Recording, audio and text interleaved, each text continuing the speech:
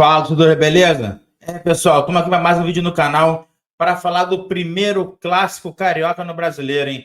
Terceira rodada, já tivemos Fluminense e Vasco. E o Flusão venceu o Vasco e quebrou uma sequência de 13 jogos sem vencer nenhum rival carioca, hein? O Fluminense não ganhava um clássico carioca desde aquele 4-1 ano passado, quando venceu o Flamengo e conquistou o título carioca.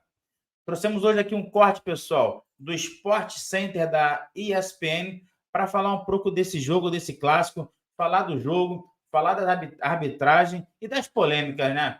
Pênalti para o Vasco? Merecia ser expulso o Ganso? Então, como sempre, a arbitragem brasileira sempre trazendo uma polêmica. O que eu achei do jogo, pessoal? O Fluminense jogou bem, voltou a jogar um pouquinho de bola. O Vasco, mais uma vez, me decepciona. Coloquei jogadores de Vasco no Cartola e, mais uma vez, me dei mal. Eu achei que o Vasco, pelo jogo que fez contra o Bragantino, e mesmo com a derrota, tá? E o Fluminense, com o jogo que fez contra o Bahia, eu achei que o Vasco era, sim, favorito. Até falei isso ontem na live. O Vasco é favorito, mas o Fluminense não deu chance nenhuma ao Vasco. Quando o Fluminense empata, quando o Vasco diminui, até cria aquela questão de se podia empatar, mas não achei que foi 100% o Vasco, né? Tivemos aquele gol que, na minha opinião, estava impedido, né? Já vi também discussões da linha, mas olhando assim, parece realmente que ele estava impedido. Mas decepção vascaína e vitória tricolor, a primeira vitória tricolor, né? Uma vez que ele, na primeira rodada, empatou com o Bragantino e na segunda rodada eles perderam pro Bahia, tá? Vamos lá, pessoal.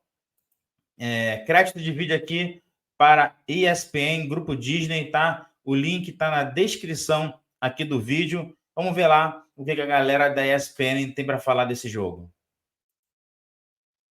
Esse Vasco, melhores momentos, o Pascoalzinho tá comigo, o Gustavo Zupac também tá comigo, e a gente já começa com essa dificuldade, Zupac, do Marcelo de fazer cruzamento pro Ganso fazer de cabeça. É isso, Mari, boa noite pra você, pro Pascoal, pro Fã Esporte. Você vê, o Marcelo com a marcação próxima já conseguiria fazer esse cruzamento. Com o espaço, então, fica uma delícia pra ele, né? Fatiada bonita na bola, a parte interna do pé. E o Ganso, né? É o tipo de gol que o Cano faria, mas quem fez foi o Paulo Henrique Ganso. O que a gente viu no primeiro tempo, e a gente viu basicamente aquela grande chance no primeiro tempo, foi um Fluminense com menos volume do que a gente se acostumou a ver na última temporada, mas um Fluminense já melhor do que vinha jogando nos últimos jogos. Então, no padrão 2024, uma evolução. Para o padrão 23, ainda uma distância, mas o Fluminense vinha jogando mal e conseguiu jogar bem, dentro do possível contra o Vasco. Tá aí o segundo gol do Martinelli no comecinho do segundo tempo. E o Vasco fez um belíssimo gol, né? Com o Verratti. O que esse homem cabeceia é uma coisa de maluco. Bola do Hugo Moura é especialista. Ele entrou no intervalo. Estreia dele, né? Já com uma assistência, então fazendo o cruzamento pro Verratti fazer o 2-1. Incendiou a torcida, cantou, apoiou. O Vasco até teve algumas oportunidades ainda, até na reta final do jogo ali com o Cleiton, com o próprio menino Ryan. Mas a bola não entrou e a gente vai debater muito sobre esse confronto. Manda pro seu amigo, pra sua família, pra sua amiga, pra todo mundo que o Sport Center tá no ar. Tudo bem, Pascoalzinho? Tudo bem. Boa noite. Mari, tudo bem? Aê, Zupac. Um abraço pra você, fã de esporte. Eu gostei mais do segundo tempo. Foi mais... Eu gostei do jogo mais animado. O jogo foi mais animado no segundo tempo, até porque o Vasco não tinha outra alternativa, né? Tinha que sair pra jogar. E aí, já no intervalo, as 3 alterações modificam um pouco, né? Eu gostei muito das alterações, que deram ao Vasco da Gama um pouco mais de ímpeto, porque o time estava muito parado, muito bloqueado no meio-campo, e o Fluminense tomou conta no primeiro tempo, principalmente nas ações do meio-campo, né?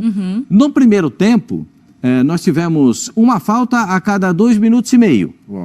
No cômputo geral do jogo, foi uma falta a cada 2 minutos e 40. Nossa Senhora. Quer dizer, é muita coisa, né? O Ganso toma cartão, o Felipe Melo toma cartão. Um festival de cartões, todo mundo, né? festival de toma cartões. Cartão. E o Vasco da Gama ainda teve o goleiro fazendo algumas defesas importantes, o Léo Jardim fez algumas defesas sensacionais, alguns lances polêmicos na partida. Pênalti, foi pênalti ou não foi pênalti no primeiro tempo do Manuel, na bola chutada pelo Vegetti. No segundo tempo, o próprio Vegetti entra numa bola, ele estava impedido ou não? Né? A linha foi traçada corretamente. Eu sempre tenho um questionamento a respeito disso, porque eu tenho muitas dúvidas. Esse lance me dá muita dúvida, porque Esse lance me parece uma linha sobre a outra. Isso é muito, assim, ajustado. Ajustado é o termo, eu achei assim que era a mesma linha, para dizer o português bem claro. Agora não tem mais mesma linha, né? Não existe. Por que não tem mais mesma linha? Porque o computador sempre acha um ângulo, mas a angulação da câmera também faz diferença, onde a câmera está posicionada. Esse lance do pênalti eu já vi marcar. Quantas vezes a gente já viu marcar lances semelhantes? Várias. E quantas vezes a gente também já viu não marcar? Contra o próprio Vasco, né? Esse lance do PH Ganso é um lance de revide, claramente, para ser expulso de campo, porque ele dá um pontapé no adversário. Ele sofre um empurrão. Né? Ele sofre a falta ali, o empurrão, o encontro, né? E já cai chutando. E depois já cai chutando. O Matheus Carvalho. E aí os dois tomam cartão amarelo no lance. Teve torcedor também que pediu a expulsão do Ganso, Pascoal. Também. São lances polêmicos, né, que a arbitragem brasileira traz sempre alguma nota a respeito disso, né? Por que isso acontece? Porque o árbitro brasileiro ele tem muitas instruções para serem cumpridas pela arbitragem, entende? Isso foi logo no comecinho do segundo tempo. Ryan, não pode, né? E aí no lance seguinte o Fluminense faz com o Martinelli.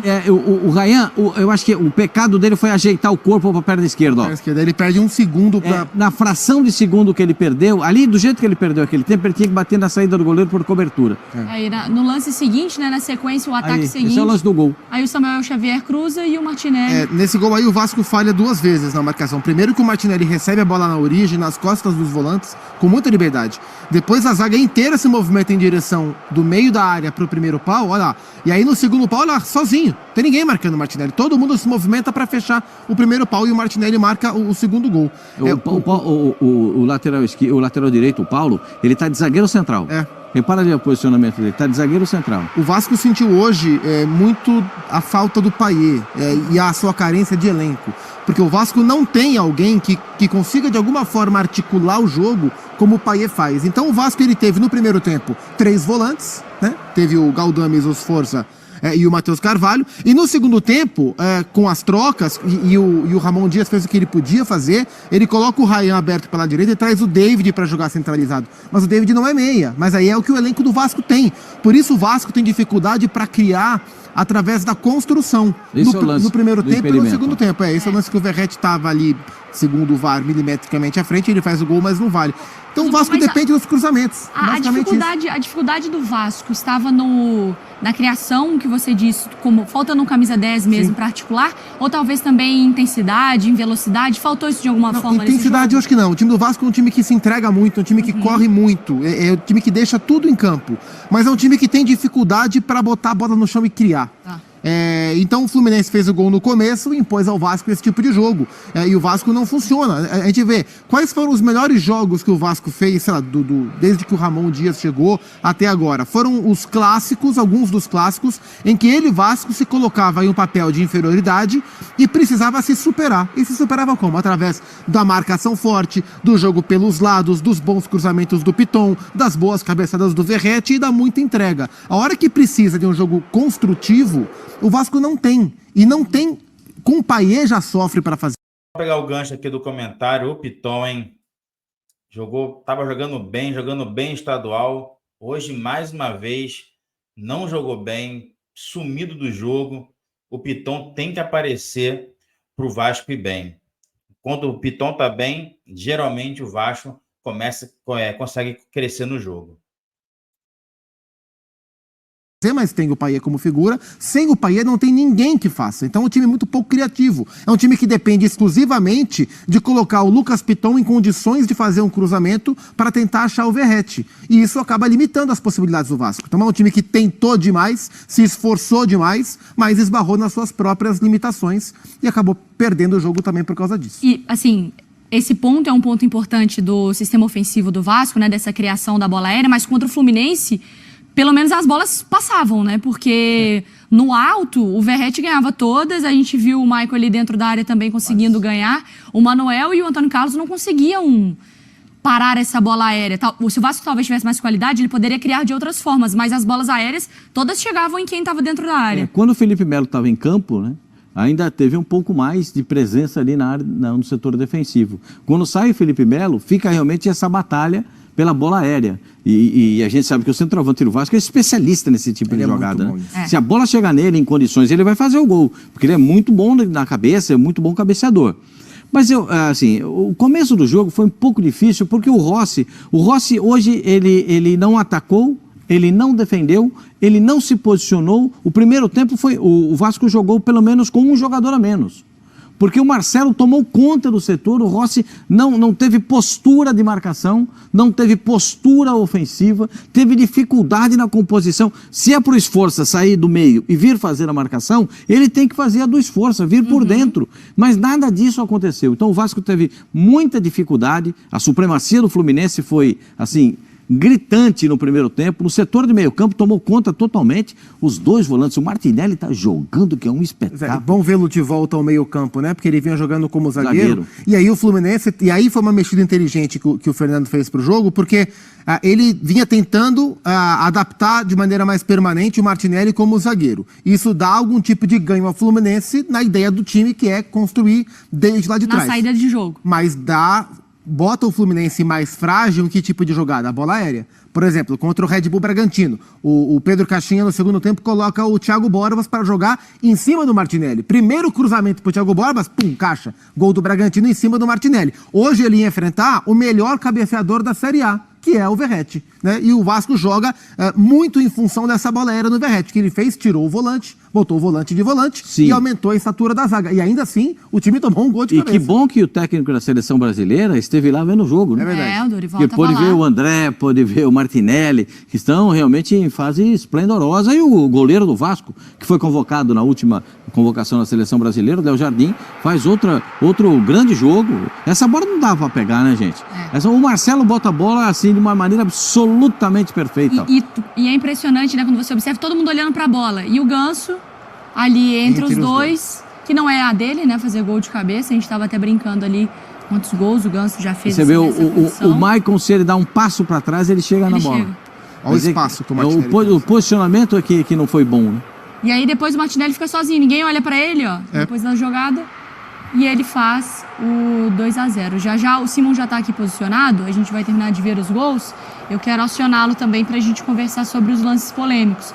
Porque foi isso, no primeiro tempo a gente teve o Fluminense fazendo o gol, e aí o lance que o Vasco reclama de um pênalti, mas a emoção mesmo, um jogo mais agitado, com mais chances, com mais energia. O segundo tempo foi mais legal.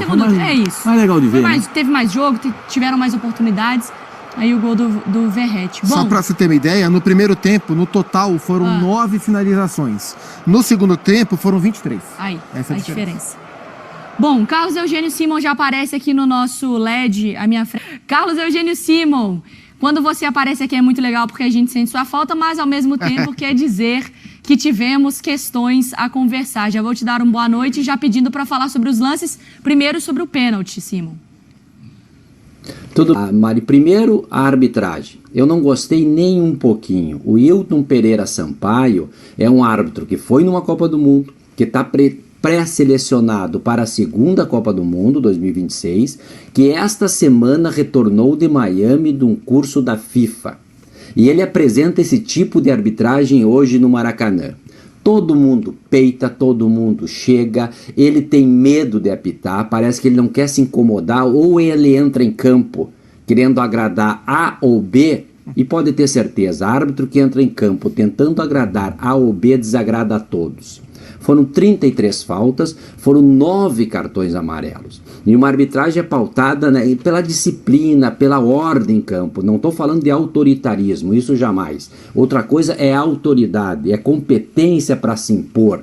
É um árbitro mundialista, é um árbitro que tem que chegar e dizer assim, só Felipe Melo, só um pouquinho, vamos jogar bola, a arbitragem é comigo. Então, eu estava vendo atentamente o jogo e isso aí me deixa um pouco até angustiado, porque eu apitei futebol 27 anos, então quando eu vejo uma arbitragem assim, do principal árbitro, todos os árbitros estão olhando a figura do Hilton Sampaio para poder copiá-lo. É o cara que apitou Copa do Mundo, mas infelizmente ele foi mal. O lance interpretativo é interpretativo, eu posso interpretar de uma maneira, ele de outra. Isso faz parte do jogo porque a matéria, em tese, a arbitragem, 80% é interpretativo. Nós temos esse lance aí, que na minha opinião não foi pênalti. O Vegete gira o corpo e bate, e o Manuel, ele tá tentando recolher o braço. E não é pela imagem não fica muito claro se não pega no braço, pegaria na sua barriga ou não, mas... É isso aí. Para colocar minha opinião, concordo com o Simon. Inclusive lá no grupo do WhatsApp que eu faço parte, todo mundo achou pênalti. Eu também achei que não foi pênalti. Ela pega no antebraço. Na minha opinião, não é gesto antinatural e não é mão deliberada. Portanto, não é pênalti. Só uma ressalva, porque eu estou batendo na tecla que é um lance interpretativo. Portanto, se é interpretativo, o Rodolfo Toschi, que era o árbitro de vídeo, deveria chamá-lo. Diz, olha aqui, ó, a bola tocou no braço, é a tua opinião, tu que decide. No mínimo, ele deveria ter ido na beira do campo olhar e analisar, já que a palavra e a decisão final é dele. E sempre lembrando, Mari, eu não sei o que o técnico do Vasco vai falar na entrevista, mas hoje era um homem que estava no VAR, e não uma mulher. Tá? Mas isso é problema dele. Então, o VAR deveria ter chamado, sim, o Wilton Sampaio para analisar esse lance. Quero ouvi-los também. Ô, Simon, só mais uma dúvida, rapidinho. Também você fala que não configura a mão deliberada, também não amplia o espaço do corpo. Você interpretou que estava ali como uma posição natural. Sim, porque não é a regra fala em gesto antinatural e mão deliberada. Tá. Mão deliberada é do meu tempo, o cara salta e dá um tapa na bola. Gesto antinatural é essa que foi a alteração da regra. É você saltar com os braços abertos, né? Vai disputar uma bola com os braços totalmente abertos. Aí não foi o caso. A distância é curta, ele gira o corpo. E a bola pega acidentalmente no braço dele. Por isso que eu não entendo como pênalti. Vocês... Eu já vi, Simon, boa noite para você, sempre um prazer estar com o Simon, é espetacular, né?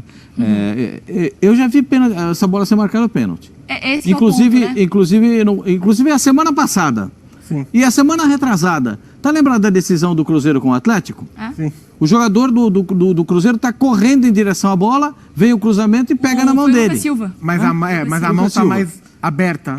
O Manuel tá com o braço em direção ao corpo. Mas eu nunca vi ninguém correr com o braço colado no corpo. Sim. O correr, você tem a mecânica do movimento. Você tem que... Naquele caso, a mão do Lucas estava um pouco mais de lado, ele tava, ampliando o espaço, o tal do ampliar o espaço. A bola sai do ângulo dele. Mas sim, já vi gente marcando... Na semana posterior, o mesmo árbitro, no jogo do Vasco da Gama, não deu um lance semelhante. Vocês estão lembrados desse lance? Um lance semelhante. O Simon me ensinou que não existem lances iguais. São semelhantes. Num lance semelhante, ele não deu a penalidade máxima. Foi afastado da arbitragem depois daquele acontecimento. Então, eu já vi dar e já vi não dar. Então, fica muito a critério do árbitro, como disse. A interpretação é muito individual. Você pode entender que sim, o outro pode entender que não. Nesse caso do pênalti. Mas no caso do Ganso, eu não vejo interpretação. O Ganso sofre a falta e agride o adversário com o pontapé. E na regra do jogo, não fui eu que inventei a regra, nem foi o Simon, gostaria que tivesse sido o Simon, mas não foi ele. Está escrito lá, tentar ou dar pontapé. E ele deu o pontapé no adversário. Então, tem coisas que a gente tem que analisar. O lance do impedimento, depois o Simon pode nos ajudar também. Os dois lances para o Simon também fazer com muita calma, mas eu queria também te ouvir, Zupac, porque o torcedor do Vasco, nessa situação que o Pascoal traz de já viu o pênalti assim ser marcado. Ele tá chateado porque seria um gol ali para 1-1, né? Um pênalti que poderia gerar um 1-1. Eu não gosto muito de usar como referência, mas tal árbitro já marcou. Porque não importa o que tal árbitro já marcou em outros jogos, importa o que diz a regra e se esse lance está de acordo com a regra ou não. Para mim, isso é o que eu procuro usar como base para entender se eu marcaria ou não tal penalidade. Concordo com o Simon que é um lance interpretativo, diferente de um lance claro, evidente, onde não há muita margem para discussão sobre. Esse lance há margem, mas eu também não marcaria o pênalti por entender que o Manuel tá com o braço baixo, o braço mais próximo ao corpo, tentando fechar o braço, e não é um movimento de ampliação. A bola, se não bate no braço... Pega na mão, se a bola pega na mão esquerda dele, no braço esquerdo, que está aberto, e não no braço direito, aí era pênalti. Se não batesse no braço dele, possivelmente bateria no corpo dele ainda assim, né? Então não é um movimento de ampliação do espaço corporal. A bola ela não ia para um outro lado e pegou no braço dele porque o corpo dele estava ampliado devido a essa abertura de braço. Então, embora entenda que é um lance interpretativo, eu, no papel do árbitro, também não marcaria o pênalti. Vamos lá, Simon. Agora falando sobre o lance também do Ganso, do cartão amarelo, ele acaba levando o cartão amarelo ali no encontro com o Matheus Carvalho, né? Que foi no lance. Mas também aqui o Pascoalzinho já deu o papo, que ali é uma agressão. Como você interpreta? Não, muito claro, e foi bem o Pascoal. Isso que eu falei, o Wilton, olha só, todo mundo invade campo, todo mundo cerca. Isso aí é cartão vermelho, isso aí é agressão. O Ganso, que fez um belo gol de cabeça, mas que estava completamente nervoso durante o jogo, ele leva um tranco pelas costas, o árbitro apita a falta. Ele vai dar um pontapé. Regra número 12, infrações em disciplina, é conduta violenta. O jogo está parado, ele dá-lhe um pontapé no adversário. Cartão vermelho. Também o VAR deveria ter chamado o árbitro, já que se ele não viu no campo. Em seguida, tem uma falta, o Ganso pega a bola e chuta. O jogo já estava parado. Né? Também era lance de segundo cartão amarelo, né? Já que ele deu o primeiro aí. Mas esse lance especificamente é cartão vermelho. Isso aí é conduta violenta, agressão. Ele dá um pontapé na canela do adversário. Na minha opinião, cartão vermelho, errou a arbitragem. Pessoal, eu não coloquei o lance do impedimento, por quê? Não tem como discutir, né, pessoal? As linhas estão traçadas. Eu também achei que estava impedido, mas reconheço a discussão de quem acha que a linha foi mal traçada, mas aí, infelizmente, é confiar na máquina. Em relação ao lance do Ganso, nitidamente, agressão. Agora, é para ser expulso, o amarelinho caia bem. Se expulsasse também não teria nenhum problema, óbvio.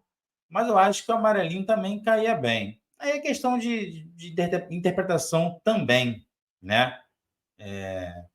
Tem juízes que expulsam por muito menos e tem juízes que não expulsam.